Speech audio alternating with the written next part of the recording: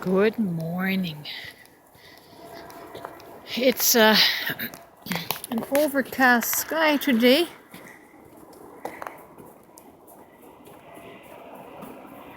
All around. And I actually just felt some raindrops, which is not so good. Will make it very slippery.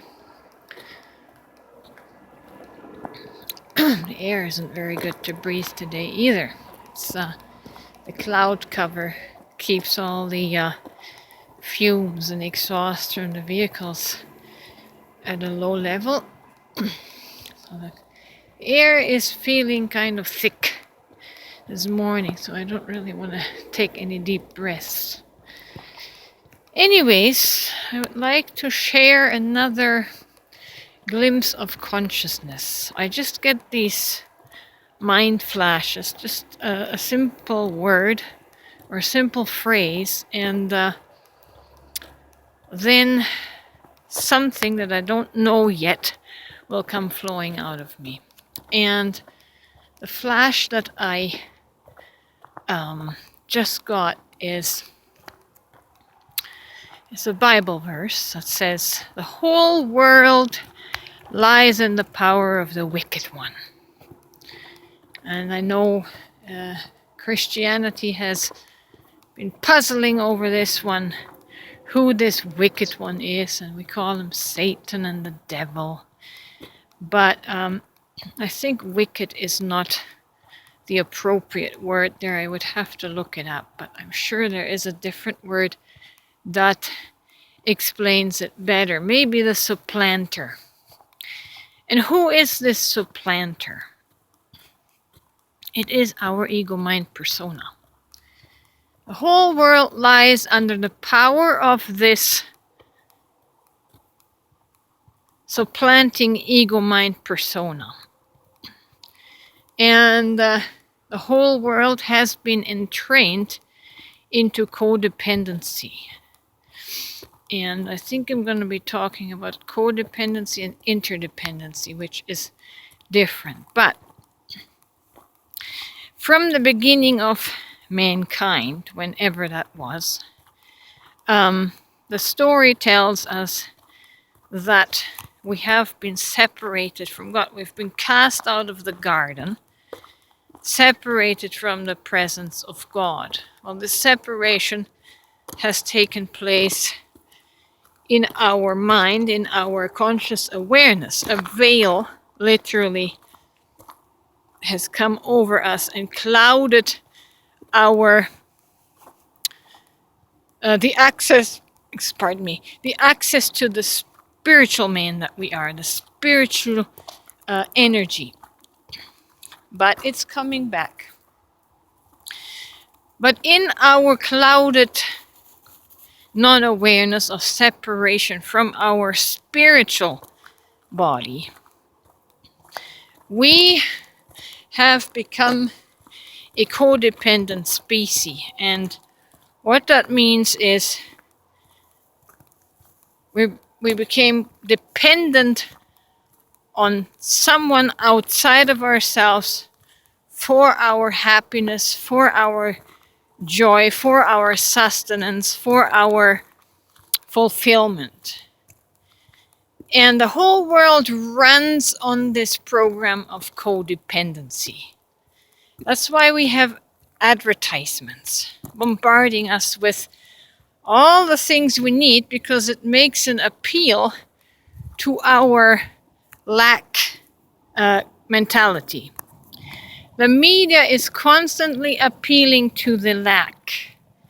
You need this, buy this to make your life better.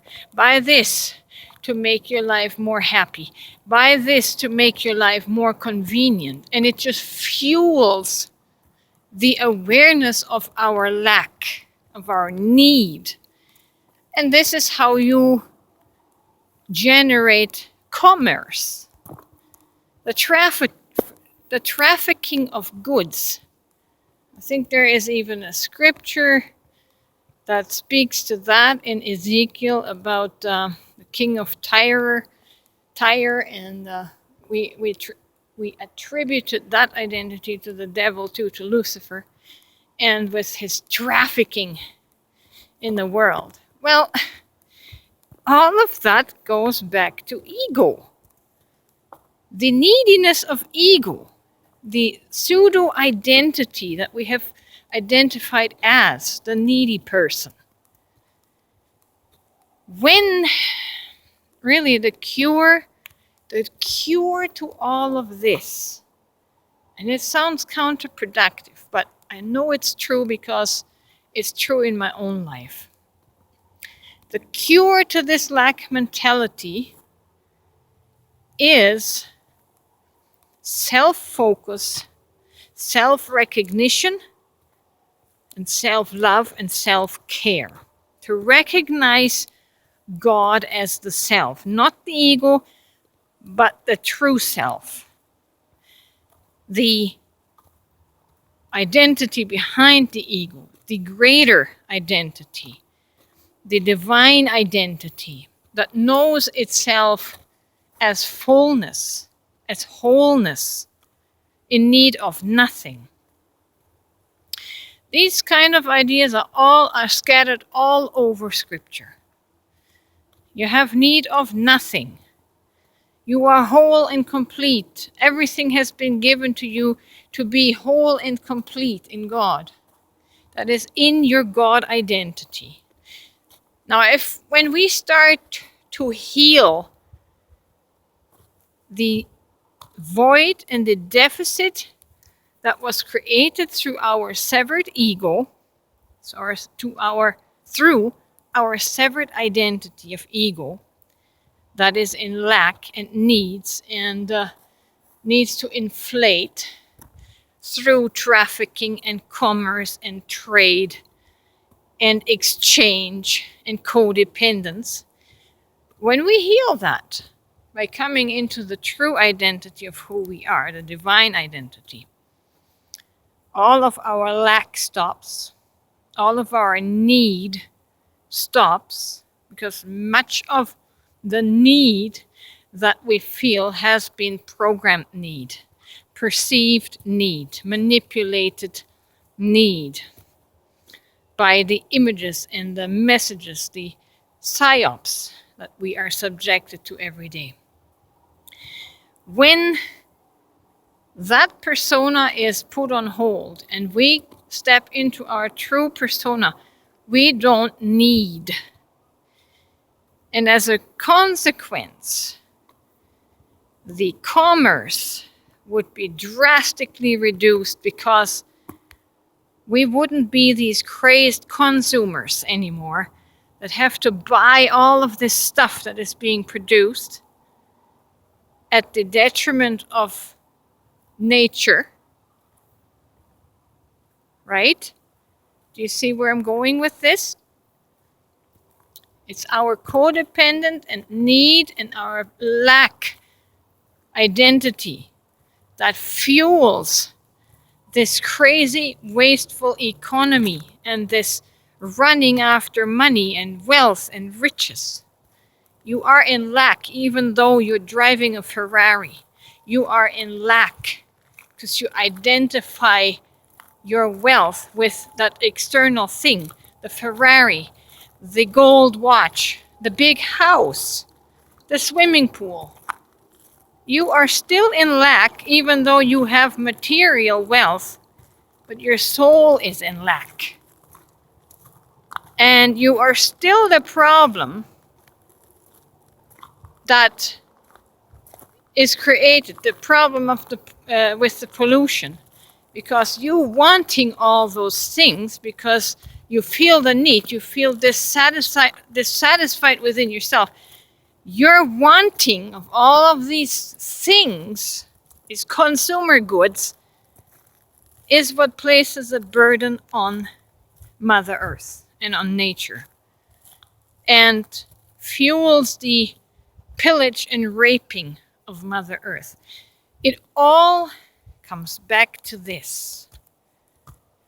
Because we don't know who we are. You are. I am that I am, which we call God.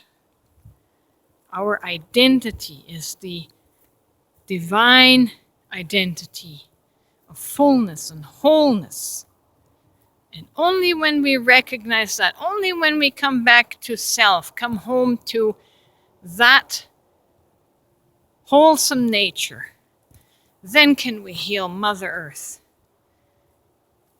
That's the gospel that will be good news for everyone, every creature. And you didn't know I would say all of this stuff, right? Neither did I. That's how channeling works. Divine channeling. So there you have it. Please come home to yourself. Please heal your codependency on the inside and come into the realization of how rich and wealthy you truly are. Because you are. You don't need stuff to satisfy you. You just need to have a healthy self-image, and everything will right itself. Everything.